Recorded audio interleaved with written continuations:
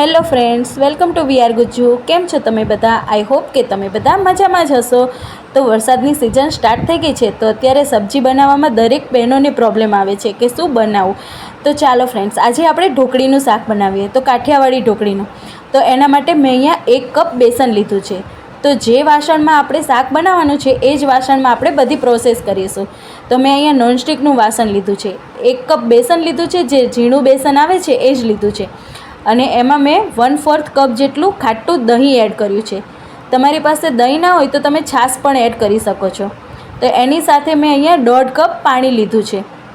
જો તમે છાશ એડ કરતા હોય તો 1 કપ બેસનની સામે તમારે 2 કપ છાશ લેવાની છે. હવે આપણે એમાં રૂટીન મસાલા કરી લઈએ. તો ચપટીક જેટલી હળદર એડ કરી છે, અડધી ચમચી કાશ્મીરી લાલ મરચું અને ચપટીક જેટલી હિંગ એડ કરી છે, અને સ્વાદ પ્રમાણે મીઠું એડ કર્યું છે. હવે આ બધી જ સામગ્રીને આપણે સારી રીતે મિક્સ કરી લઈએ અને લમ્સ ફ્રી બેટર બનાવી લઈએ. અને ઢોકળી ખાવામાં ચોટે નહીં ગળેથી, એટલા માટે આપણે અડધી ચમચી જેટલું તેલ એડ કરી લઈએ. તો હવે બિલકુલ ગાંઠા ના રહે એ રીતે આપણે સારી રીતે બધું જ મિક્સ કરી લઈએ. તો આપણું બેટર સારી રીતે રેડી થઈ ગયું છે. હવે આપણે આને કૂક કરી લઈએ. તો ગેસની ફ્લેમ મેં ઓન કરી દીધી છે અને ગેસની ફ્લેમ એકદમ મીડિયમ રાખવાની છે. તો બેસનને કૂક થતાં ખૂબ જ ઓછો સમય લાગશે. તો આ રીતે આપણે આને મિક્સ કરતા જઈશું. અને ગેસની ફ્લેમ હાઈ બિલકુલ નથી કરવાની. જો ગેસની ફ્લેમ હાઈ કરીશું તો બેસન તળિયે ચોંટી જશે. તો આ રીતે આપણે મિક્સ કરતા રહીશું. થોડી જ વારમાં બેસન એકદમ ઘટ્ટ થવા લાગશે. તો 5 મિનિટ પછી આપણે જોઈ શકીએ છીએ કે બેસન થોડું થોડું ઘટ્ટ થઈ ગયું છે. તો હજી પણ આપણે આને સારી રીતે કૂક કરી લઈશું. તો 5 થી 7 મિનિટ પછી આ રીતે એકદમ સરસ આપણું બેસન રેડી થઈ ગયું છે. અને એમાં બિલકુલ પણ ગાંઠા પણ નથી રહ્યા. સ્ક્રીન પર આપણને દેખાઈ રહ્યું છે. તો એકદમ લીસું બેસન આપણું રેડી થઈ ગયું છે. તો આપણે જે પણ વાસણમાં ઢોકળી બનાવવાની હોય એ થાળીમાં આપણે થાળીને તેલથી ગ્રીસ કરી લઈશું. અને આપણી આ ઢોકળી એકદમ રેડી થઈ ગઈ છે. હવે આપણે જોઈ શકીએ છીએ કે તળિયેથી પણ એકદમ છૂટી પડી જાય છે. તો હવે આપણે એને થાળીમાં ઠારી લઈએ. તો જે પણ વાસણમાં ઢોકળી બનાવવાની છે એને મેં ઓઇલથી ગ્રીસ કરી લીધું છે. અને હવે આપણે બધું જ બેસન એમાં એડ કરી દઈએ અને સારી રીતે એને સ્પ્રેડ કરી લઈએ અને એને રૂમ ટેમ્પરેચર પર આવવા દઈએ.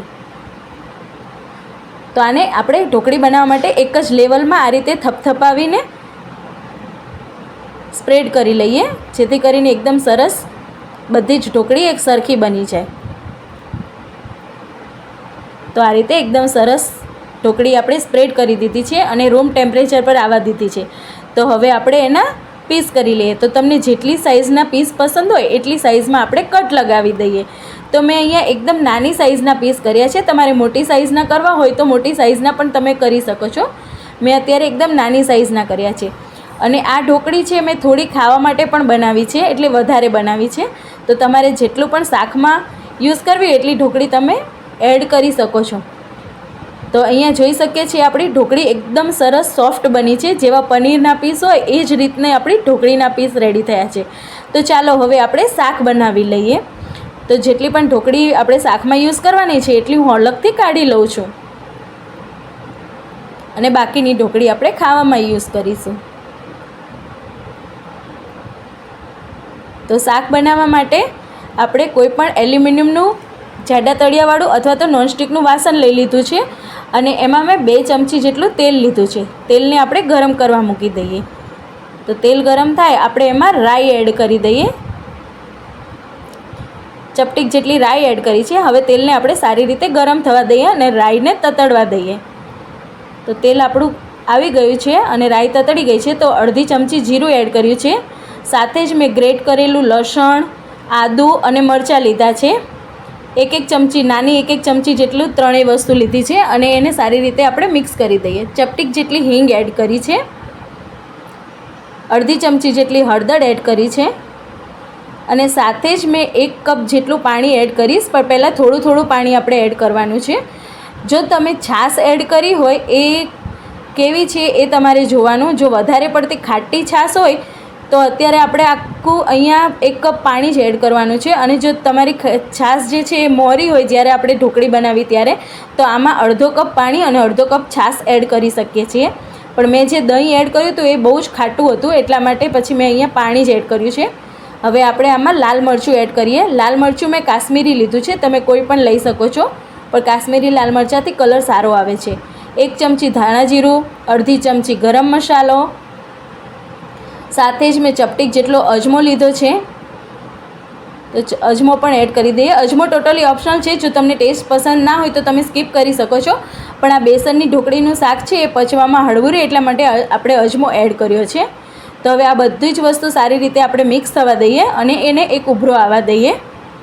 તો સારી રીતે ગરમ થઈ ગયો છે અને એક ઉભરો આવી ગયો છે. તો હવે આપણે આમાં ટેસ્ટ પ્રમાણે મીઠું એડ કરી દઈએ. મીઠું આપણે ધ્યાન રાખીને એડ કરવાનું છે, કેમ કે ઢોકળીમાં પણ મીઠું છે, તો અત્યારે પાણીના ભાગનું જ મીઠું એડ કરવાનું છે. સાથે જ મેં ચપટીક જેટલી કસૂરી મેથી લીધી છે અને હાથથી ક્રશ કરી અને એડ કરી દીધી છે. અને હવે આ બધી જ વસ્તુ સારી રીતે મિક્સ કરી અને આપણે એને ઉકળવા દઈએ. તો આ રીતે આપણું પાણીનું મિક્સર એકદમ સરસ ઉકળી ગયું છે અને આ રીતે એનો ઉભરો પણ આવી ગયો છે. હવે આપણે 2 થી 3 ઢોકળીને આ રીતે ક્રશ કરીને એડ કરીશું, જેથી એકદમ સરસ રસો છે એ ઘટ્ટ રસો થઈ જાય, એકદમ ગ્રેવી જેવો લાગે. તો આ રીતે 2 થી 3 ટુકડા આપણે એડ કરી દીધા છે અને બાકી આપણે જે ઢોકળીના પીસ કરીને રાખ્યા હતા એ ઢોકળીના પીસ આપણે એડ કરી દઈશું. તો અહીંયા આપણે જેટલા પણ ઢોકળીના પીસ એડ કરવા હોય, આપણને જેટલા પણ પસંદ હોય એ પ્રમાણે આપણે એડ કરી દઈશું. અને હવે આ બધી જ વસ્તુ આપણે સારી રીતે મિક્સ કરી દઈએ. તો એકદમ સરસ પનીરના પીસ હોય એવી રીતે આપણા ઢોકળીના પીસ બન્યા છે અને ખાવામાં પણ આ શાક ખૂબ જ ટેસ્ટી લાગે છે. હવે આ શાકને ઢાંકી અને આપણે 5 થી 7 મિનિટ સુધી કૂક થવા દઈશું. 5 થી 7 મિનિટ થઈ ગઈ છે અને આપણે ઢાંકણ ખોલીને ચેક કરી લઈએ તો જે પણ આપણી ઢોકળીનું શાક હતું એમાંથી તેલ પણ રિલીઝ થઈ ગયું છે અને ગ્રેવી પણ એકદમ ઘટ્ટ થઈ ગઈ છે. તો આપણું શાક એકદમ રેડી થઈ ગયું છે સર્વિંગ માટે. તો હવે લાસ્ટમાં મેં અહીંયા ચપટીક જેટલી ખાંડ એડ કરી છે, એ પણ ટોટલી ઓપ્શનલ છે, જો તમને ના પસંદ હોય તો તમે સ્કીપ પણ કરી શકો છો, પણ આ શાક ખાટું મીઠું ખૂબ જ સરસ લાગે છે. તો આ રીતે ચોક્કસથી એકવાર ટ્રાય કરજો. અને હવે આપણે આ શાકને સર્વ કરી લઈએ. તો મેં અહીંયા સર્વિંગ બાઉલ લઈ લીધું છે અને શાકને આપણે સર્વ કરી લઈએ.